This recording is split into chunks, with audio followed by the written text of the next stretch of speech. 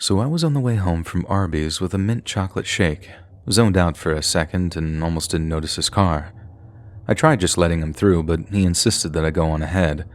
I didn't think much of it and just continued on walking. He drove on ahead and parked his car near some apartments. He had on a black polo shirt, so I assumed that he was just dropping something off for a job or something. As I kept walking, he approached me and offered me a $20 bill. I asked why, but couldn't understand what he said in response. I refused since I know what's best for me. However, that didn't deter him. He grabbed my waist and I stepped to the side. He then started pulling me towards his car. I bit his hand so he wouldn't silence me and made sure to scream as loud as possible to try and attract any bystanders if I could.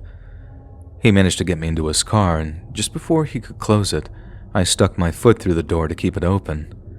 I then got out and made myself go limp, since adding dead weight without warning creates sudden resistance and makes it harder for them to grasp you. Due to this quick thinking, I was able to get away unharmed. I quickly booked it and got on the phone with my mom once I was at a safe distance. I made sure to stay on the phone until I got back. After that, I'd taken some time to calm down and waited for the cops to get there to take my statement. The officer ended up praising my quick thinking, telling me that I'd luckily done everything right in the situation. Please guys, take self-defense seriously. I've only ever had a week-long course, and just that alone had managed to save my life. I didn't remember too much from my self-defense course and only used the basic techniques that I'd remembered, which was basically making noise, dropping my weight, and checking behind me. Any other actions I'd taken were a result of logic and quick thinking. Chances are, if I'd have gotten more self-defense training, it likely wouldn't have been as close of a call as it was. Also, never accept money from strangers.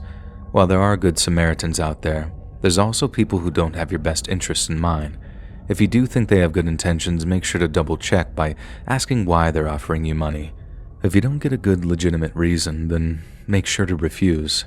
If you refuse and they still persist, then get away immediately.